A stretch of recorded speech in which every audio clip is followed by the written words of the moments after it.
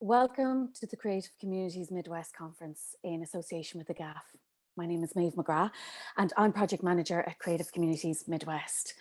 A year ago, Creative Communities Midwest was created in the midst of a pandemic. Funded by the Arts Council of Ireland through the Capacity Building Fund and with support from Limerick Arts Office, we started connecting arts and community organisations in the Midwest. This conference today brings us a panel of creatives sharing their experiences across the arts world. So just some housekeeping. If you have any questions, there's a little Q&A box at the end of your screens. Closed captions are available and you can turn these off or on as needed. And to get us going, I would like to introduce the chairman of the board of the GAFF, Mike Finn, to start the proceedings. Hi, my name is Mike Finn and I'm the chair of the GAFF Community Arts Resource. And it's my great pleasure to welcome you today to Transitions, Community Arts Engagement During the Pandemic, a conference presented by Creative Communities Midwest in association with the GAFF. In 2021, the GAFF, based in Limerick, established a professionally resourced network called Creative Communities Midwest to connect arts organisations and community stakeholders. The aim of the network was to further embed community engagement across the network and develop new ways for creative communities to network, particularly during the pandemic. Since the beginning of 2021, we have engaged online with the creative communities here in the Midwest with meetings and events, including a pilot event called Tiny Little Histories, which the GAFF plans to expand in 2022. Today, we're delighted to host an online conference with speakers from the arts and the community arts sector. Artist Lowri Evans will speak about her work across the arts communities in Manchester and indeed across the world. We'll be hearing from Tony Fegan from Tallaght Community Arts, speaking about their community projects. And Anne-Marie Shields from Minding Creative Minds will speak about this really important service for creatives across the Irish creative sector.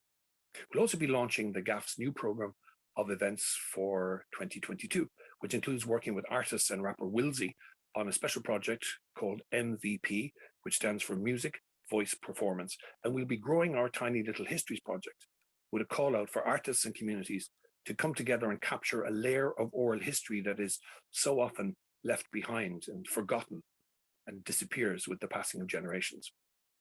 So thanks for joining us today, and we look forward to connecting with you all in the future. First up, GAFF board member Monica Spencer is in conversation with Tony Fegan from Tallaght Community Arts. Enjoy the conference. Thank you very much, Mike, and I am delighted to be here this morning in my capacity as board member of the GAFF and also in my role as coordinator of the local Creative Youth Partnership here at Limerick and Clare Education and Training Board, where we work with young people in community settings to enable their creative potential. So this morning, it gives me great pleasure indeed to introduce Tony Fegan, Director of Tallaght Community Arts.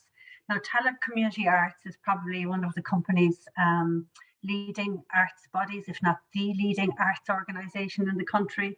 It was established in 1996 and has a stated mission, which is to create opportunities for artists and the people of South County Dublin to explore together the transformative and celebratory power of the arts for the well-being of all.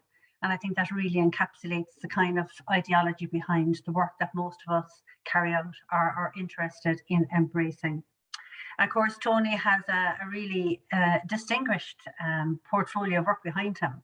I suppose, one of the most outstanding roles, Tony, was your role as Director of Learning for LIFT, the London International Festival of Theatre. And I know you developed a really highly influential, successful model there, working with international artists, working with young people, community groups and universities.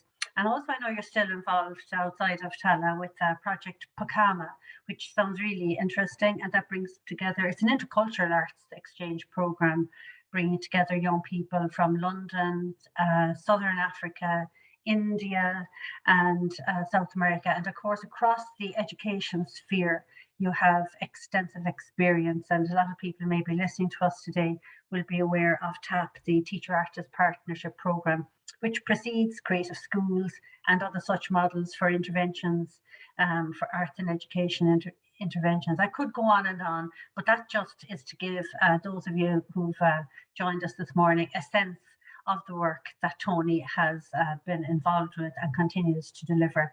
So after that slightly long-winded but justified introduction, Tony, I'd like to ask, first of all, why, with all, I mean, you've so much experience in the world of the arts, internationally, nationally.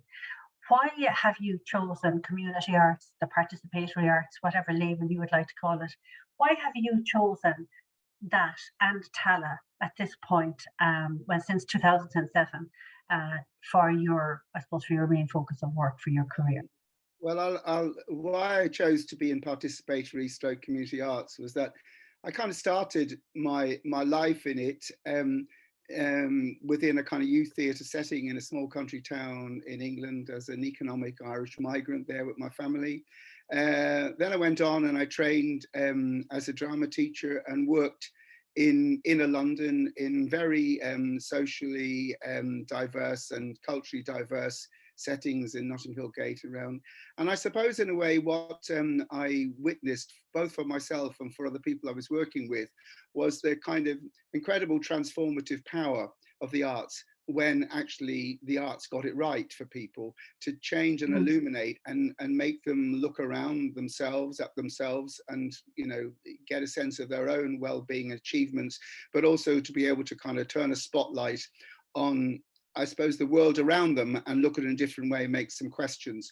So one of the other things I think is that I come from a generation of people who thought at one point in time that we were going to change the world completely. We didn't quite do that, but I think a lot of what informs me is this sense of social justice. I happen to be good at working in the arts, so the two things kind of go together.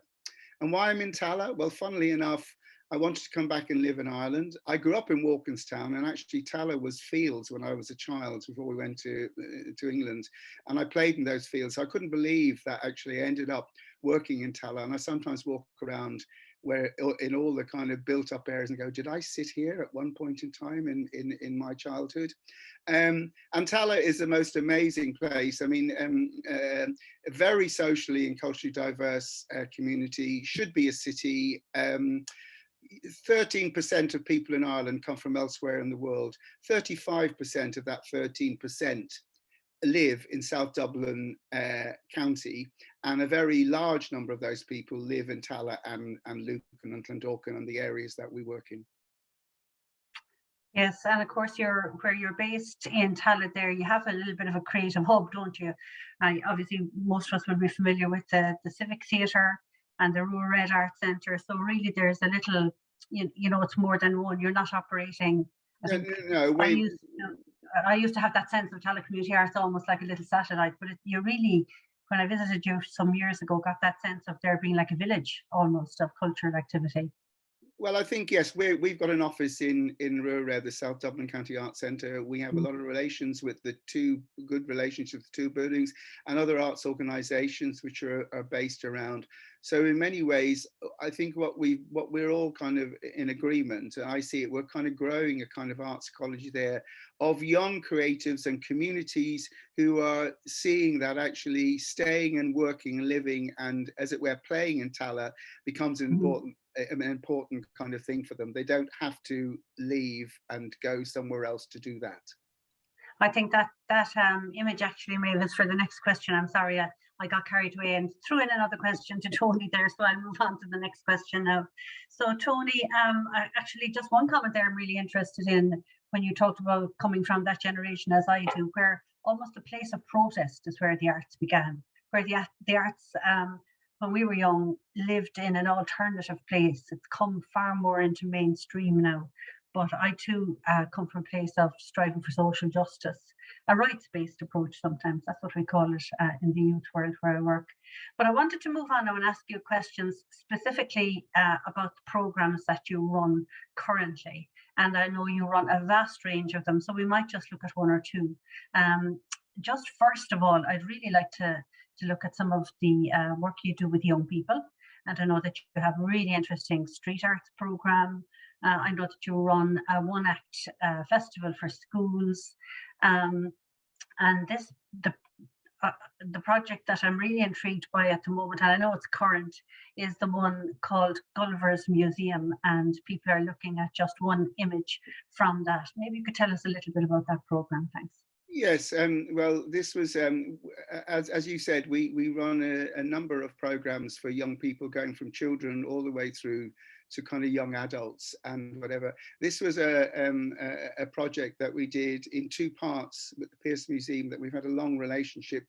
And it was really taking children from 8 to 11 years old, both in schools. We worked with 5 schools, and we also worked with the youth choir, to explore the other end of the Gulliver story, which was, when Gulliver left Lilliput, what did he leave behind?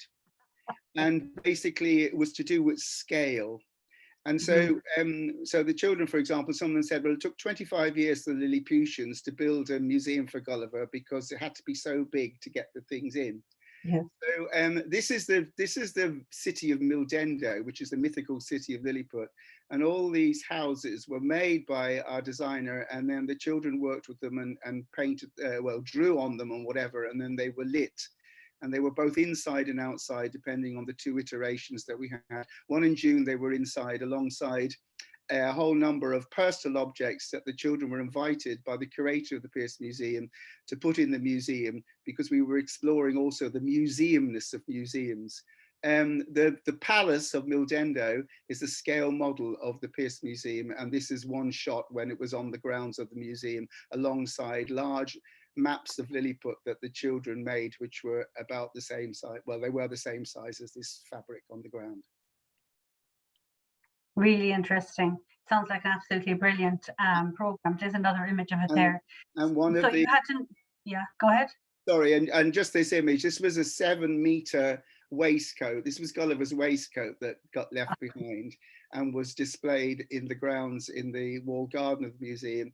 And our designer, Tadashi Kato, he made it so that people could get in the pockets and be photographed. So it was a kind of a day out. We had a 9-meter telescope that was made out of sewer pipe and then made look like a 19th century telescope, a huge telescope that people could look through. And there was a photo booth that people could be photographed in, and then they got their photograph as Lilliputians sitting on various bits of the museum. Excellent, really interesting. Just staying on that for one minute, just a tiny extra question. I think where we're all where sometimes we find it difficult to pinpoint where an idea like this really comes from. How did this begin? How did you begin, or whose idea was it to come up with, you know, the concept and develop it of Gulliver? Well, I think 2 things. We done in 2020 a thing called Declare and Protest with teenagers and young adults around the UN Declaration of Human Rights, and placed the articles in the gardens and whatever, and as an installation, as opposed to we'd done performances there, and we made a film, you know, as everybody had done at that point in time. And I think through conversations with the curator there, we were talking about the kind of books and things that the boys at St. Enda's, which was Patrick Pearce's school that was based there, and St. Eater's, which was the girls' school down the road, the sort of books that they'd read, and Gulliver's Travels came up in it. And it was just that the museum is such a beautiful kind of place, and I sort of thought, wouldn't it be amazing we did something about Gulliver? But we couldn't quite get it giant, so we thought, well, we might get the, you know, within our context and resources, but I thought it might be interesting to explore what the Lilliputians might have done with the story. And very interesting, the children said to me, a lot of them said, the reason why we built the museum, because they'd done some exploration museum, was that we didn't want people in Lilliput to forget that a giant had ever visited us. So that's why we had to put everything in the museum. Very interesting. Well, you know, we had our own giant here nearly 10 years ago now, when Limerick was National City of Culture, and that giant has left quite a legacy, actually. So all in all, that just looks like a beautiful project. Thanks a million, Tony. I just want to ask you another question now around the programs you carry out with adults. I know you have some really interesting work with women's groups, with groups living with disabilities, and also, you know, I suppose the multicultural thread is always running through your work. And the question I'd like to ask is, in initiating, developing and really holding on to those groups, which personally I feel is the hardest part at the moment of delivering work in community contexts, is keeping the group together. You know, there are so many obstacles to people's participation, whether it's financial, logistical, childcare, travel, whatever.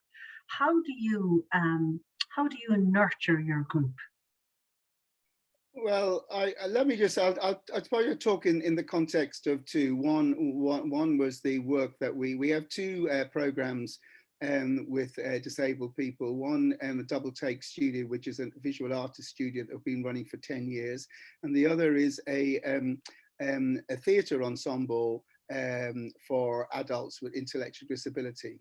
When the lockdown came, they were, I suppose, of any of the groups of people we were working with, suddenly became the most isolated, because their care supports and things were withdrawn for obvious reasons, but there was nobody, as it were, to pick up, and they were at home. Many of them are of an age, so they're living with elderly parents and whatever. There was a kind of huge degree of digital poverty in how they might connect online. And thankfully, you know, we benefit from the capacity building from the Arts Council and elsewhere, and we were able to get bit by bit a lot of digital equipment to them and to get them trained. But initially, I think what our artist facilitators did, who were all freelance artist facilitators who worked with us, we just got on telephones, we got on whatever we could to actually communicate with everybody who we had previously been communicating in many ways through their day care centres or through individual carers and whatever, and just build that up. And the same thing with our women's group collective, who had all been meeting kind of regularly and whatever. And I think it was the commitment of my team of people to say, we have to keep going, we have to work out a way of doing this. At that moment, everybody was trying to work out whether we were all even going to survive. And I think, you know, as we always say, the thing that's most important about this work is that somebody turns up. If they say they're going to turn up at 10 o'clock, then we have to turn up at 10 o'clock, turn the light on, open the door, and be ready to receive people. And if one does that, come what may, and you know, and we had to do it virtually, so to speak, that we were there. When we said we'd be there on a Friday morning, we were there on a Friday morning, no matter who turned up. Some weeks during the lockdown, there was, you know, we'd have 20 or 30 people in a kind of online studio or in an online rehearsal room. Sometimes we had 4 or 5, depending on what people's situation was. You know, some people got COVID. Sadly, a couple of people that we'd worked with and passed away with in that situation. So that's what we did, and I believe that's the most important thing as an organization to do, is to know that to make people that you're working with, to reassure them that you're there, you've not gone away, and you're not going to go away. And of course, there's huge challenges because it's about sustainability. One of the projects that I heard a lot about, and I think many people have heard a lot about, is I think maybe it was your women's collective. I know it involved quite a number of female artists, and that is the one entitled Solo Sirens. That's been running for some years now, I think, and is going into another phase. Is that correct, Tony? Yes, it came out of Solo Sirens Collective, which is directed and produced by Jenny MacDonald and Jennifer Webster. That came out of work which we did with a group of mothers and their teenage daughters around where in this world. And it was to kind of explore what happens when an older person comes from another country, another culture, and their children, and in this case it was daughters, girl children, grow up in the new culture. And that was an exploration. And out of that, I think there was some very, very interesting conversations between the women and the young women in that. And out of that was the idea that we would create a women's collective locally, which would be inclusive, which would be culturally diverse, to begin to explore, I suppose, many of those stories that don't often get shared, because very often lots of women think that their stories are kind of quite domestic in you know, and they're not really, you know, they're not epic, and yet we know that those stories, those personal stories, do have an epicness in them. So they've worked together. They presented Falling, which was this image here, which was from a festival of 3 other women shows at the Civic, and this was their collective piece. And then they went on to explore during the lockdown the story of Kildare, which is one of these founding mythological stories of Ireland, where Kildare came from the Middle East with a whole bunch of women. There were 150, but 50 of them managed to get here in a land in Ireland. And they reimagined what would happen if 50 women were coming to Ireland now. I know, in some of those conversations, but also they interviewed 100 other women to get stories. So there was an installation piece in the Civic Theatre. It was the first live piece of work that went in the summer this year, after that lockdown was lifted, and then there was a performative moment outside. And they're continuing to work on some work. They've been doing some work. Some of them have been working slightly adjacent to Solar Sirens, with some work around with hospice, you know, engagements. And I'm really interested in the women's groups, because I work and have worked with women's groups, and I think there are specific barriers that can crop up when running a program that's comprised mainly of women, young women in particular. And we work in the Creative Youth Partnership with groups of young mothers, actually. So both the babies, the toddlers, and the mothers all fall into our remit. But childcare costs are a constant barrier. And I know this is slightly tangential to what we talked about discussing this morning. And I just wonder, I think it's something that we really have to face up to and look at factoring in some kind of contribution, or, you know, some supports in that area. Yeah, I can respond to that. There were some women that we had to provide some transport support. There was one woman particularly who's in this collective, and she had brought her whole family, including her blind husband and her children, across Europe from Libya to Ireland. Wow. Extraordinary story. But she didn't feel very safe, funnily enough, where she was living, coming out at night and making what was going to be a 20-minute walk down to where we were working in Rured. So we arranged for a cab service to go pick her up every time and bring and take her back. And we've done that on numerous occasions. And, you know, in a way, working with groups of people like these participants, we have to build into a budget that kind of support, because if we're going to break, I suppose, that kind of boundary of the usual suspects, then we're going to, and we want to work with people who haven't had those opportunities and would like to have those opportunities, but there are kind of, as it were, impediments in the way. Then we have to do that. It's kind of, you know, it's the extension of the social model of basically saying, okay, what are the things that get in the way of people to participate and actually really explore their own creativity, and how can we overcome that? Yeah. And I see that as a very important part of our work. Otherwise, we end up, all of us, working kind of with the same people because they have the kind of social and financial mobility to do so. Yes, I agree with you so much. I mean, and of course, all of those individual factors, you know, transport, childcare, part-time work where young people have 0 hours and they don't know if they can't commit to any social program. I think that's a huge issue, actually. But I think the thread that runs through all of those problems is one of poverty. I mean, we target our work in the GAFF, in the Local Creative Youth Partnership, towards communities that do not have the kind of cultural offering that most of us can have access to. But it's when you drill down all those little things, all those strands, you've got to deal with those, or you don't, I believe, keep the group together. So we're almost coming to a close, Tony, and your contribution has been really, really interesting. It's only the tip of the iceberg in terms of the work that you do, I know, and that your colleagues in Tallaght Community Arts do with you, and your international partners. I would encourage anyone here listening who wants to get a grasp of how community arts can work in an embedded, funded kind of a way, which I know the GAFF is trying to get to at the moment. But I think to go and look at and experience some of the work that you deliver would be really interesting. So just before we sign off, and you've highlighted, I think it's a really important thing, be there with the light on and heating on before your participants arrive. That's a fairly fundamental bit of advice, I think, to anyone trying to start or sustain a community-based program.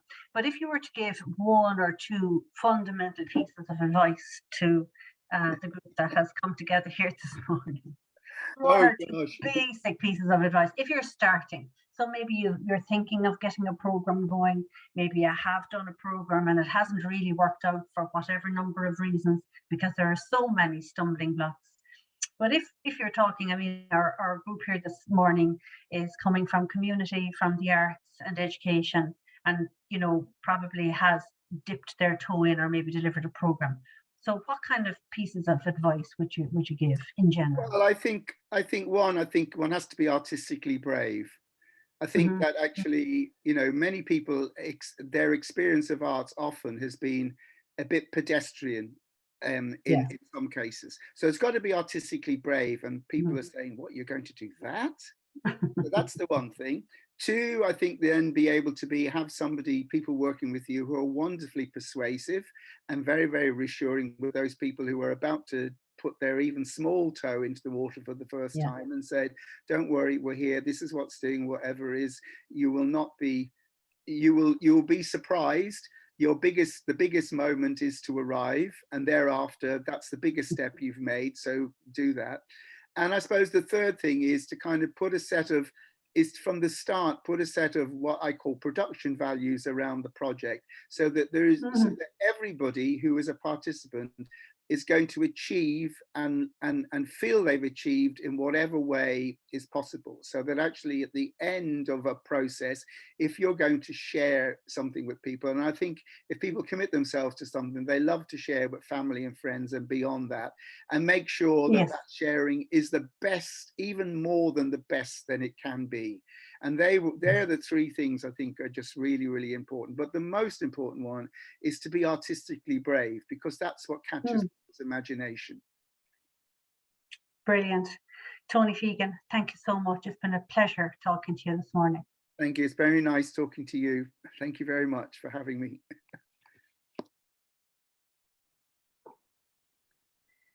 And thanks so much to you both. That was wonderful, Monica and Tony. I know already myself the important work that the LCYP does. I've experienced the important work that they've done, and it's been a really interesting conversation to hear. And Tallaght Community Arts has been on my radar for quite a while now. And I'm really interested in following up with Tony, that maybe we can get Creative Communities Midwest and Tallaght Community Arts together. That was just really, really fascinating. Now, up next, I am delighted to introduce Anne-Marie Shields today, Director at Minding Creative Minds. Welcome, Anne-Marie. Great to have you here. Great to be here. Anne-Marie is Head of Careers, Industry, Guests and Events at the BIMM Institute in Dublin. Anne-Marie herself has worked extensively across the music industry and has her own record label, AMS Records. And Minding Creative Minds itself is something that just came on my radar this year, but is a really, really important health and wellbeing support service for the creative community in Ireland. But I have to start with something with you, Anne-Marie. We had a little mini reunion yesterday, didn't we? And it just shows how many, how community and arts in the community impacts on everything. You hadn't seen Tony for a long time, and yet you had a personal experience with Tony in your own life. That's correct. We were absolutely blessed to have Tony come into the little national school where my daughter went to school. I live in outside a small village called Knockanana, and my daughter's class was a class of 5, so that'll give you an indication of the small little community that we're in.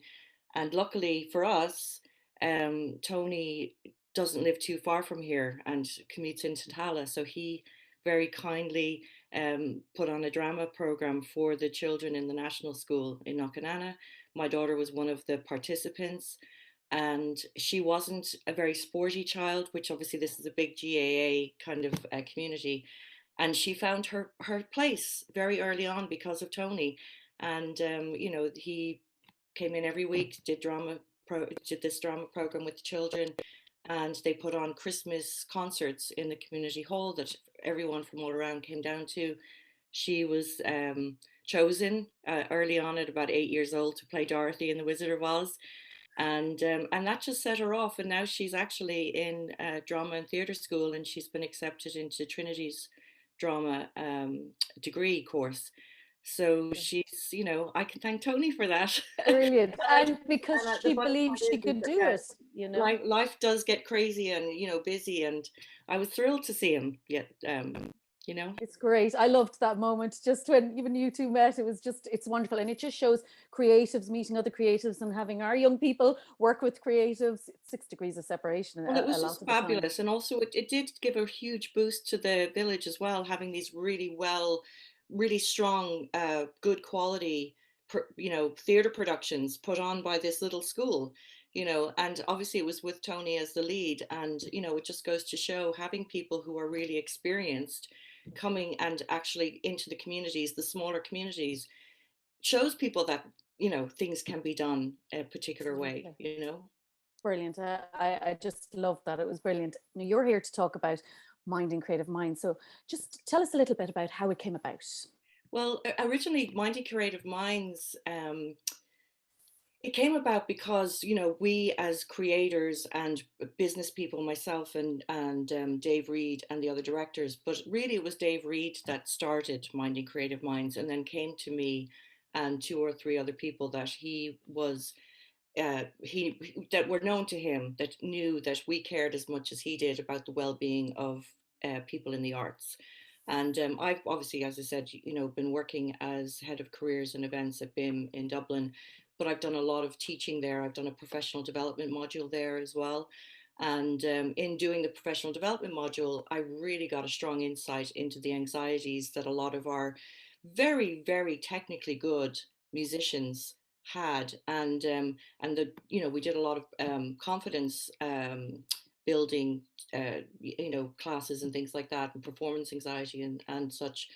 And also, I got in touch with Dave Reed because he was one of the founders of First Fortnight Festival, which is a kind of a well-being arts festival. And I got him to start coming into the college regularly to talk to students, because he has a huge background in the music industry, but because he's also one of the co-founders of the RTE Choice Music Awards. And so with his but he also has a background in psychology and psychotherapy. And as it happens, I also have a degree in psychology, having worked in the arts industry for 32 years now. You know, but it was always something that was a passion for me, and was originally a passion for me, well-being and mental health. And so anyway, we actually did, this was long before the pandemic started. This was in the planning phases, and we were actually going out, Dave in particular, going out to various organizations in Ireland for some support, some funding, like IMRO and RAP, and, you know, organizations that support the music industry.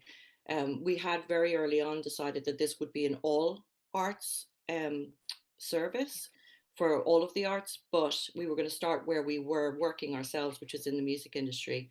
And then we had a plan to move out into the greater arts, and we thought that that was going to take us 2 years. But when we did launch early because of the pandemic, the service was immediately kind of grabbed, I suppose, and supported. And we did we aligned with Epic, which is a working group for crews that had been suffering because of the pandemic and not being able to work, and Songs from an Empty Room on RTE.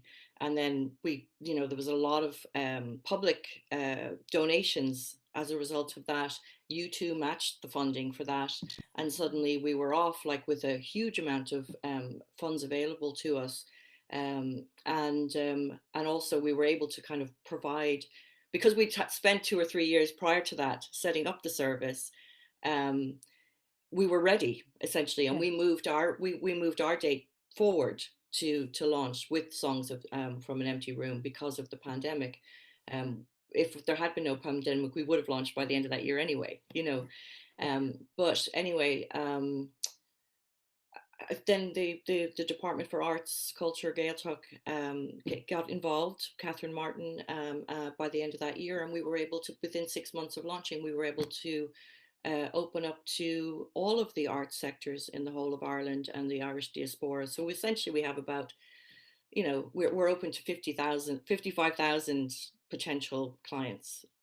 That's unbelievable. I know you have some slides that you're going to share there as well, if you want to get those ready. And I guess, I mean, as a creative myself, you know, I can only imagine the upheaval that the pandemic, you know, brought to all the I know what it was like, you know, and I would imagine that the uptake in services then was pretty high last year as a result.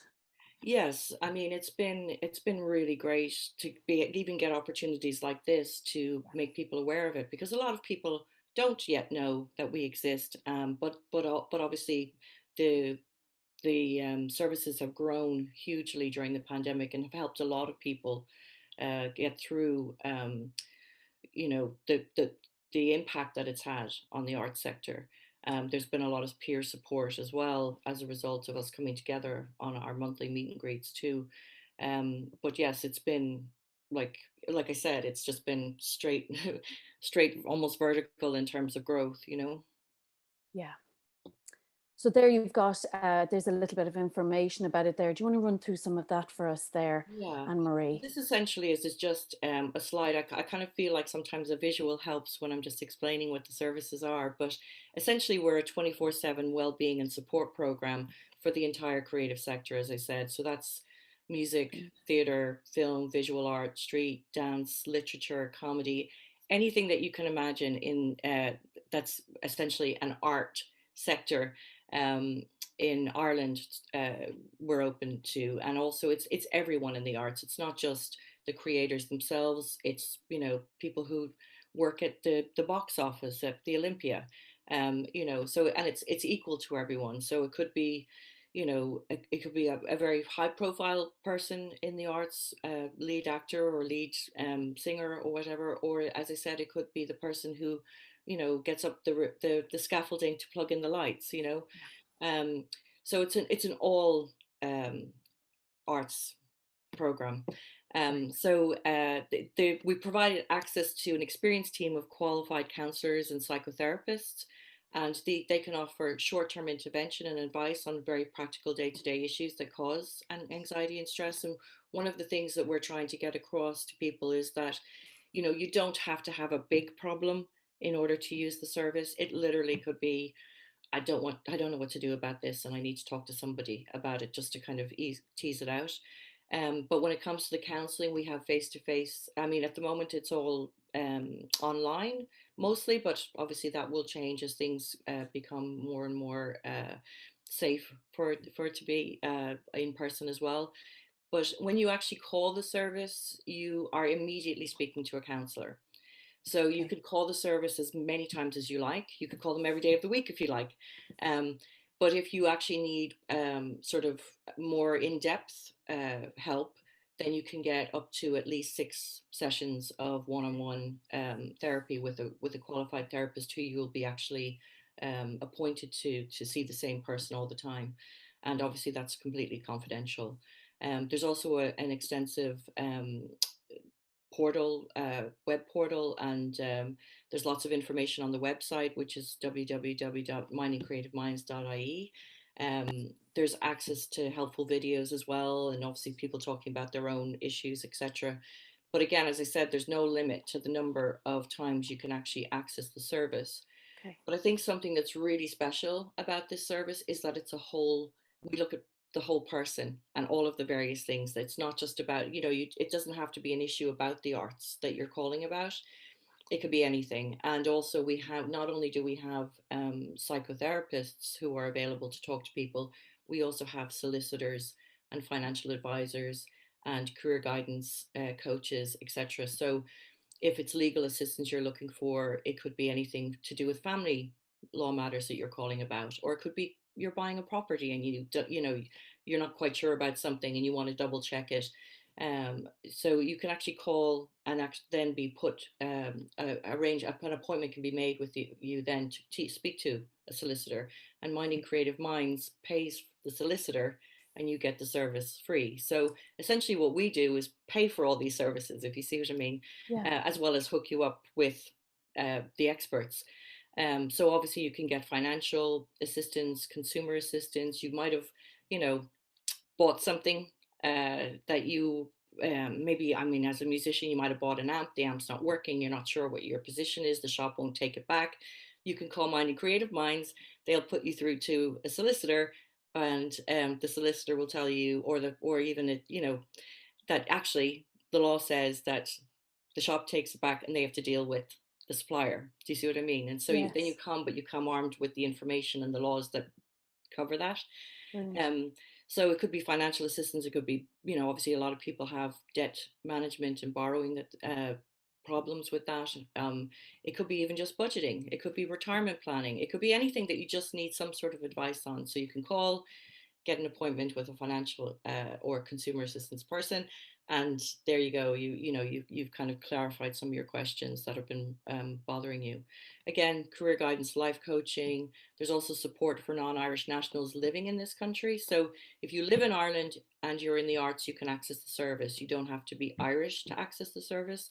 But if you're living outside of Ireland, so in the international community, anybody who is Irish can also access the service. So it's not only if you're living in Ireland that you can access it. And there's also mediation services, as I said, but there's more information there on the website too. And there's some frequently asked questions as well. So it's very comprehensive. And then the only other thing I wanted to ensure people are aware of, and they can find the dates, etc., on the website, is that we do a monthly meet and greet. And we found this was really helpful, particularly during the pandemic, and people were all isolating at home or self-isolating because they weren't well. And we had originally planned to do these monthly meet and greets in person. But what we decided to do was we just decided to do them online, and we'd see how, you know, what happened, who showed up, and it's been absolutely brilliant.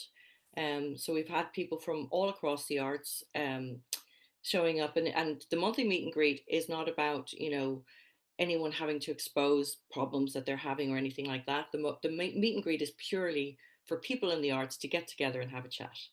And we break off, and also we also provide any information that we have about grants, perhaps, or links to grants that might be available, or deadlines, or, you know, if there's some change in restrictions or whatever it is, whatever the current news is, we would talk about first, and then we would break into these chat rooms and get a chance to meet other people in the arts. And I've met some incredible people doing those meet and greets. Fantastic. And it's always been very uplifting.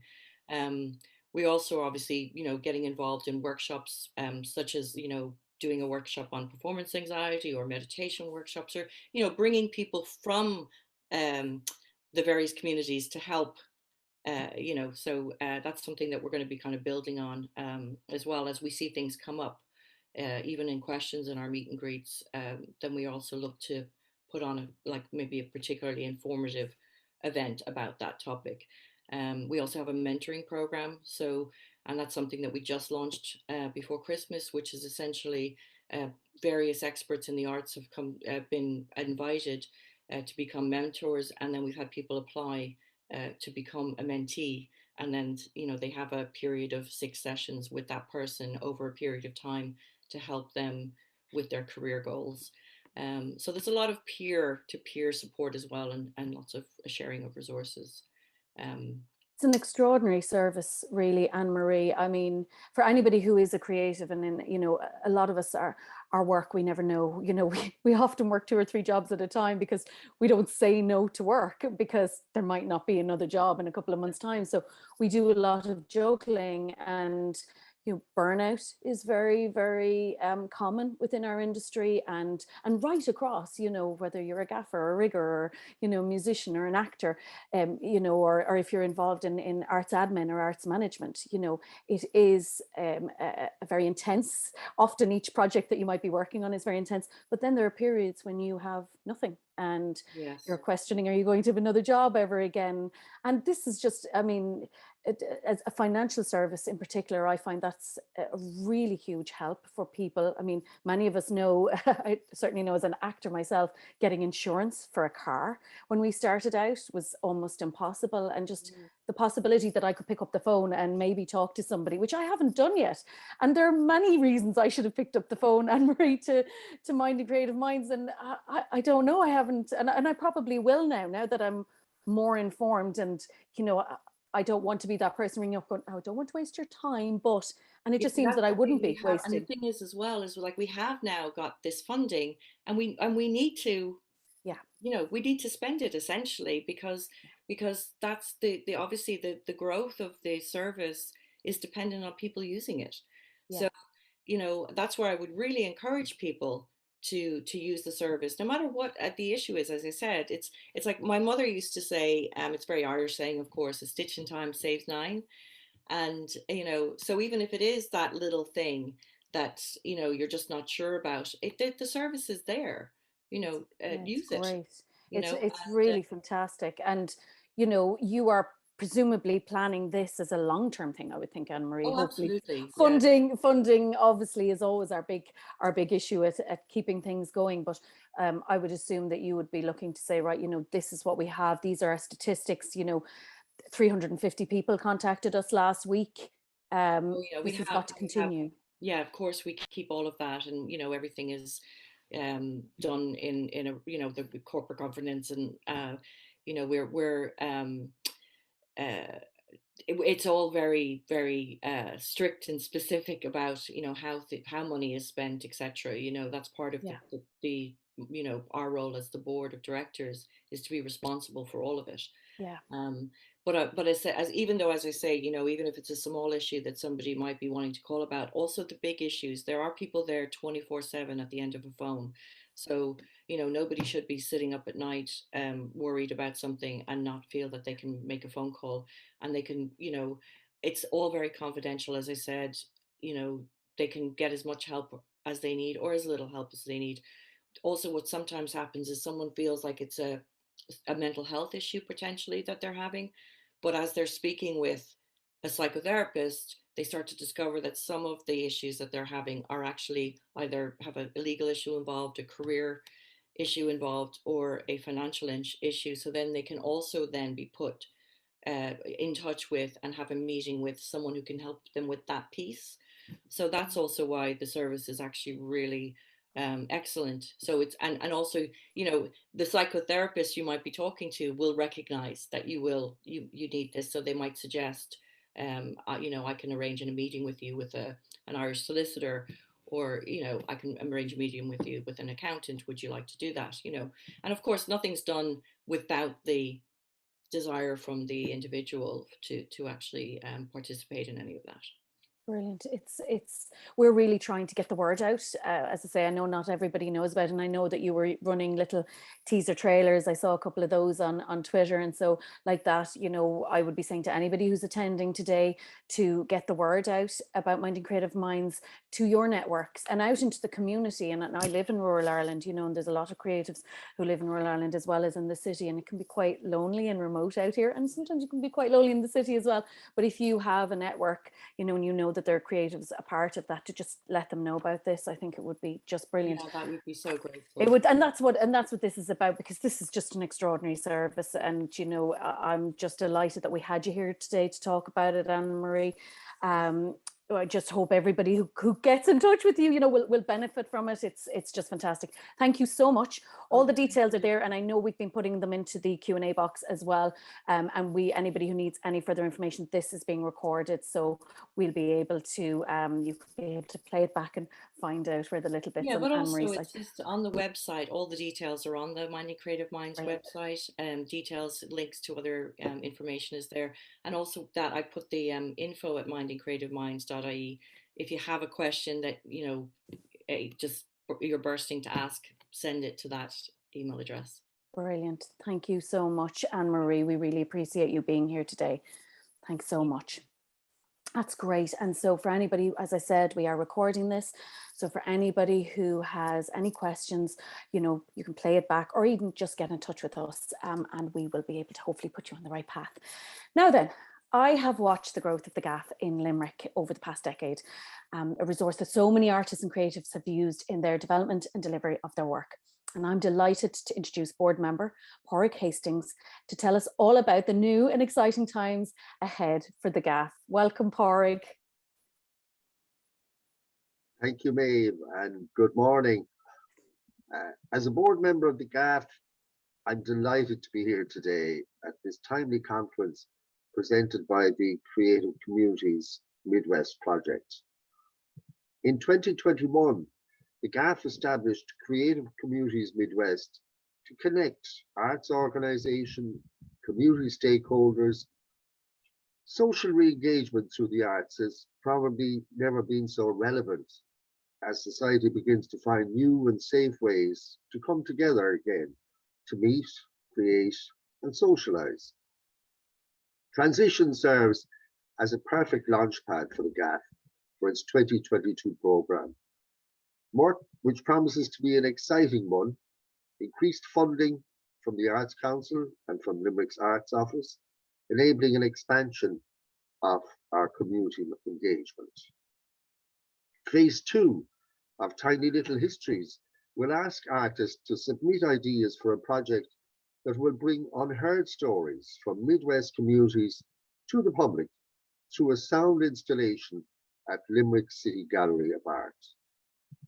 Music artist Wilzee leads an innovative project, MVP, with deep community roots, which will see a group of young people mentored by established music, spoken word, and film artists to create new music and film and disseminate on digital platforms.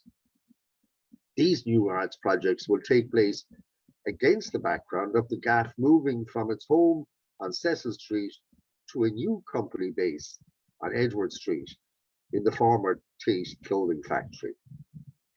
The GAFF is most grateful to Limerick City and County Council for its support in helping identify a new company base, which will offer rehearsal, workshop, set building, and meeting spaces to theatre and performing artists in the Limerick region. The company is now at stage 1 design and actively fundraising for the refurbishment of our new home. In recent years, the GAFF has provided meeting and rehearsal facilities for the amateur drama community.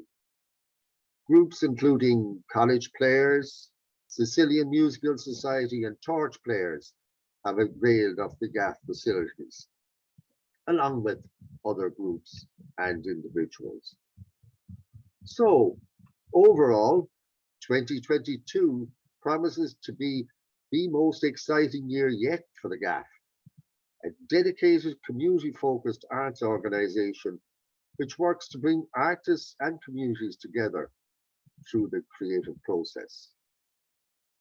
And thank you so much for joining with us today, and we look forward to connecting with you in the future. And next up, Maeve will chat to artist Lowri Evans about her work as an artist in an interview recorded last week.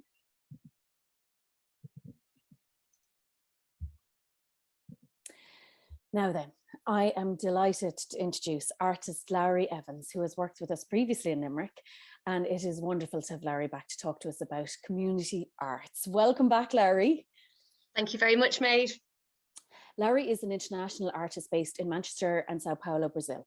Lowri makes intimate art projects in unusual places with complete strangers and has worked with companies and organisations from Quarantine to the Lowri to Tate Liverpool, the National Theatre of Scotland, and here with us in Limerick with Hatch LK. Now, Lowri, when I was first introduced to your work, it was for the project I'm Glad You're Here. which saw you directly meeting members of the public as they stepped off a train at Preston Station and offering them like a bespoke moment, such as a cheering crowd or a personal bodyguard. Such a wonderful exercise in engaging with the public. And how did that come about for you? That project, which happened in 2015 at Preston train station, came about from a very basic human need to want to be met off a train. Train stations are really hard places. Sometimes when you're on your own, you might be tired at the end of a journey. So it came from that very personal feeling like, I think I want this for me, and I wonder if anyone else wants that. So I put it out there. I'm going to share some photographs with you now about the project. Okay. It also is important to say that this project didn't involve a lot of money. It was a relatively small commission to make happen. What it did rely heavily on is permission, which, working with organisations like Derelict, based in Preston, and They Culture and Preston train station, allowed me to be based at the station and make this project happen without kind of disrupting the service or being arrested, which can happen with some art projects. So these are some of the meetings that I met. I think it was maybe between 20 and 30 meetings over a course of a week in Preston. People booked in advance with an online booking form, letting me know what time their train pulled in, and I'd be on that particular platform at the time.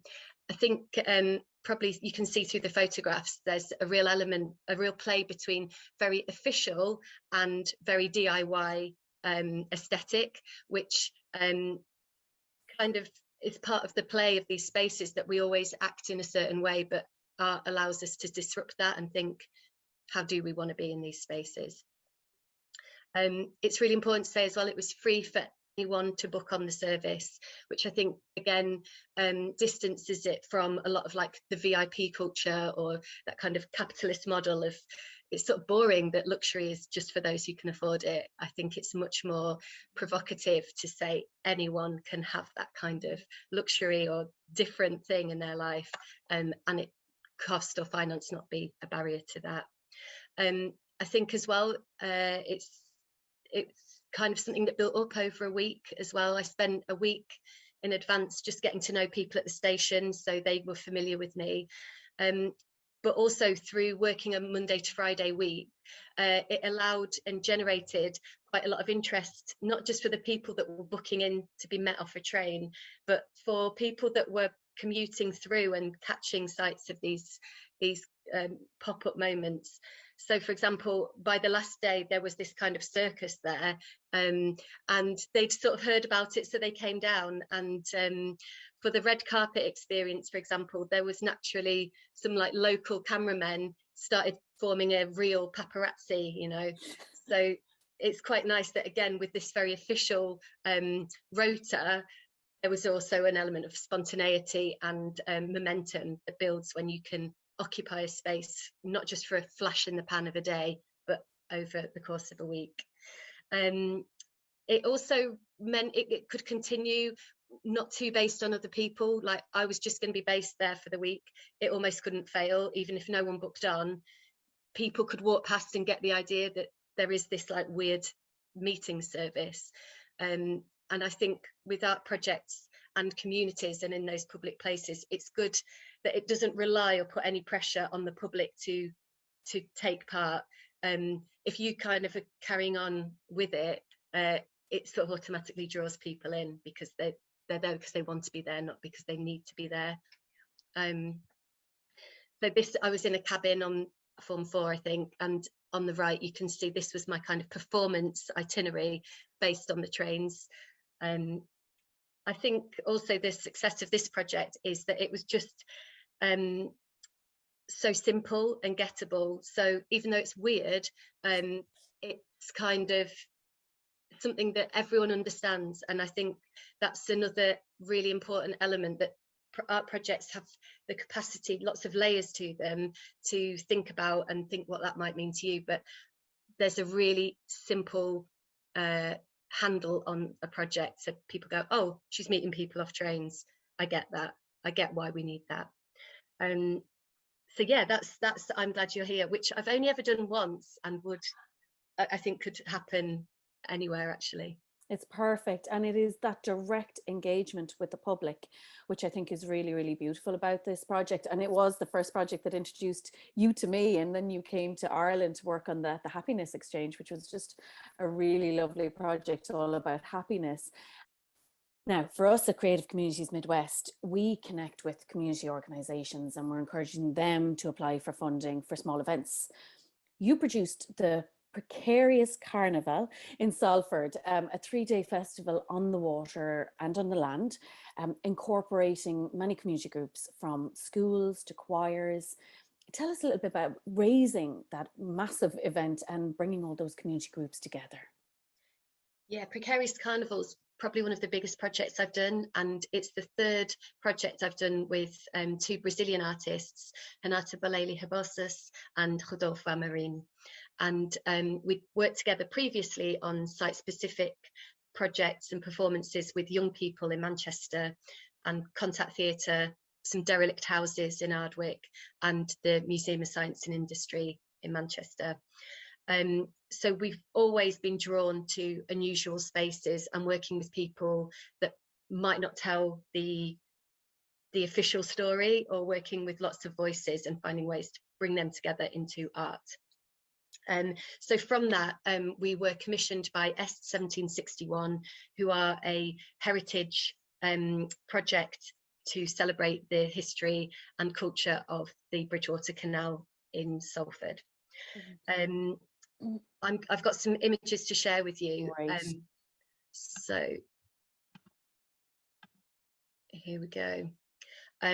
So I'm going to talk as much about the process as I am what the end product was, because with hindsight, that great friend that we have, it really strikes me that the biggest significance of community projects is the making of, and that kind of much more kind of deep-rooted connections you can have with people, and the things that can build through time, not just a flash event, although that's important too.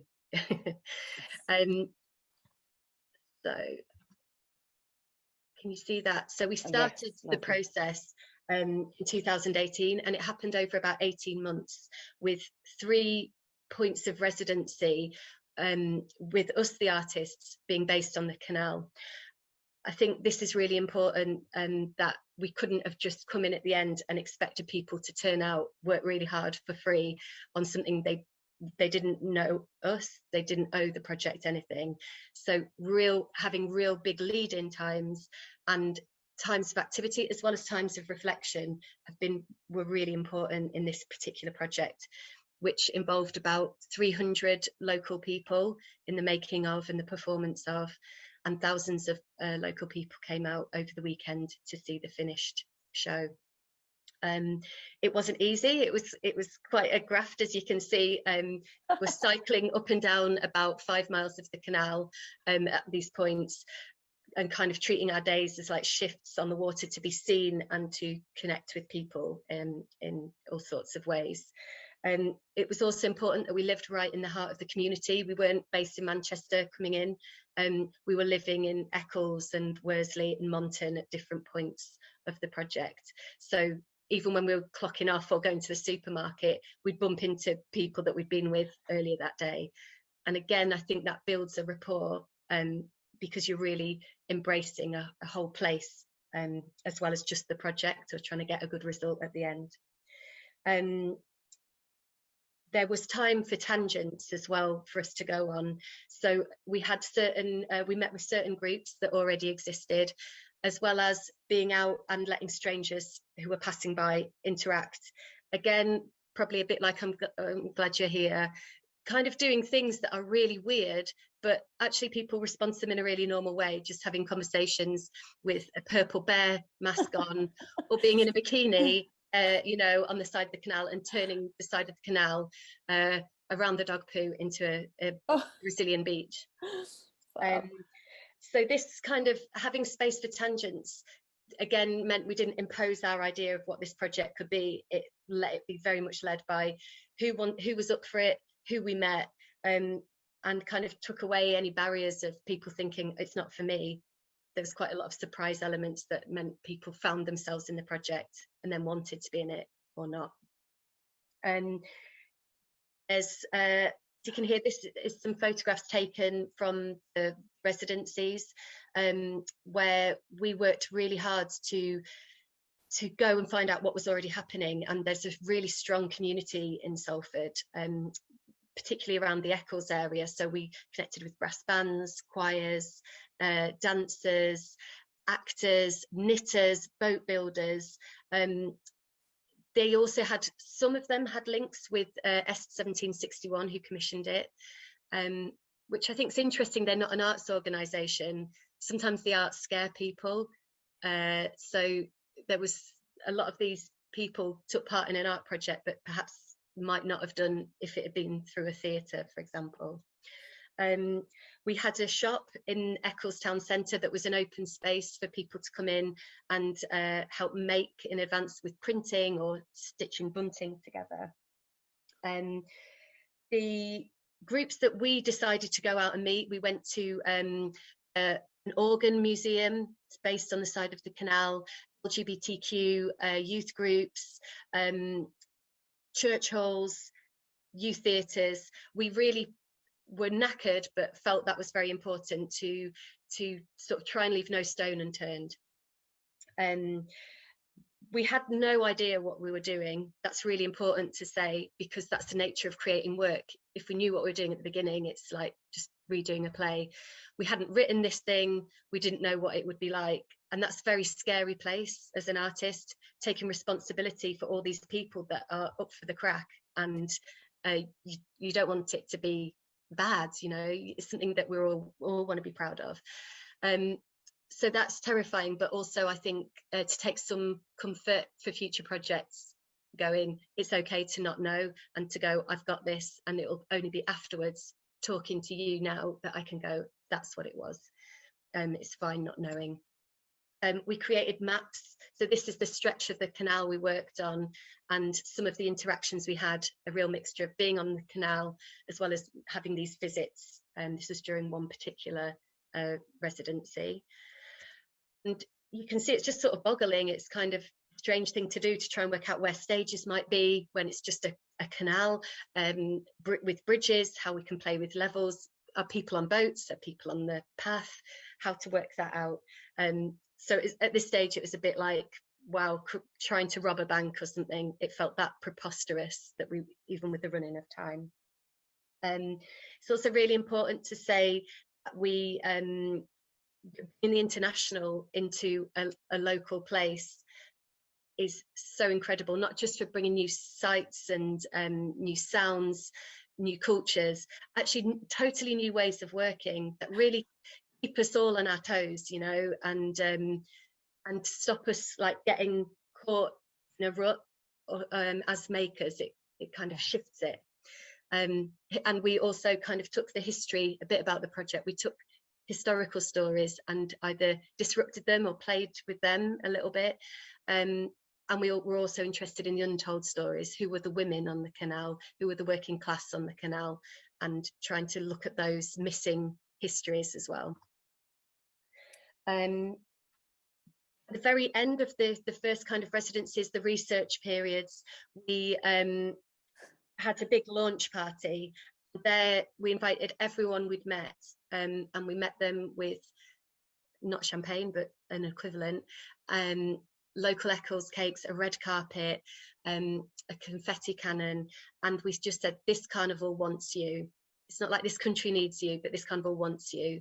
And again, I think that captures the imagination, and it's a way of saying, with desire and with joy and with party, come together, but you don't have to. It's fine if you don't. Come and watch us. And again, you don't have to. So here's some images of the 3 days that we did. So we had a boat parade on the Friday evening, and it was incredible to see the local people that we've been kind of hounding for the last 2 years, or had bumped into us, turn out along the stretch of the canal, children in their pajamas, all the dogs we'd met, families, and it sort of went from day to night in the course of the 2-hour stretch of the canal. We had a really insane timetable, and on reflection again, I think I gave a lot of myself and didn't look after myself. It kind of came at quite a high personal cost. But it's quite hard actually when you're working with people's lives and creating a thing to turn off. I felt like very much in this 6-week rehearsal period, we had to be on all the time and available. So sometimes we'd go along to sessions of groups that were already meeting, a bit like parasites. We sort of took over their 6 weeks of meetings and made things specific for the canal. And some individuals that weren't connected to a group, we'd meet them when we could slot them in during the week, and we'd have these kind of regular rehearsals. So it felt very, very personal. We made mistakes.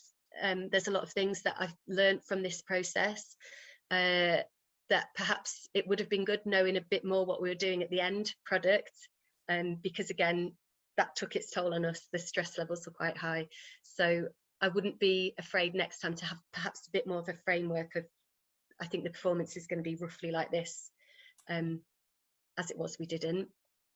And the third day, we went into the future of what the canal could be. So we looked at the past on the Saturday, the previous day, and groups of audience travelled through the canal on the path. Kind of, they set off every 15 minutes. So the performers were along the canal on a loop, a performance loop, kind of performing for every group that arrived. And you got told the story as you walked for about an hour each day. As you can see, the weather was amazing in a way that you just don't know. And we had to plan for all types of weather. So even though we were so lucky, it was a beautiful sunny day, we, it's completely chance, and also had to buy like 600 ponchos, for example. I think I'm going to kind of leave it here with the after party that we did on the third day after this 18 months. And that's when I knew this project has been a success, because the after party was packed, people were buzzing, and that's when I went, this means something, that me as an artist with my small idea of what the project is actually just a tiny part of this.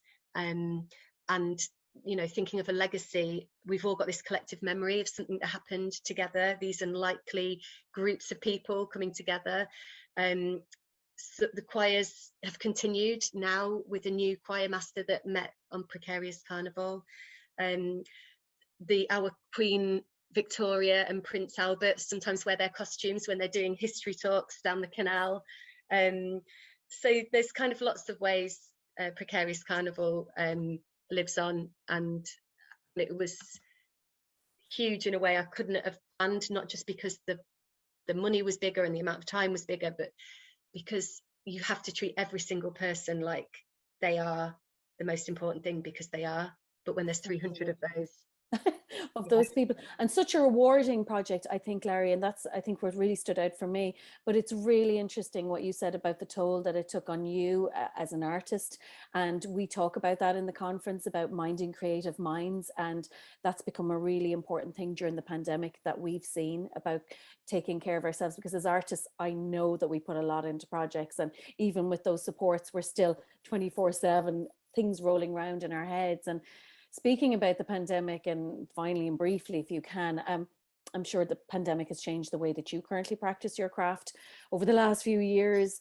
Did everything just come to a halt? How did the pandemic affect your arts practice, and did you have to find ways to work offline? Yeah, it was, the pandemic's had a massive effect on us all, and actually on my practice. I think it needed to, actually, as you can see with like just a couple of examples of the way I work. It's very public facing, and very much about connections with strangers, which I love, and I wouldn't change that. But because I couldn't do that, it meant I was in, and I returned to much more of a studio practice. So I studied art 20 years ago in Manchester, and it was the first time I kind of was drawing again, making little films, returning to much smaller inward facing projects, which I think was no bad thing.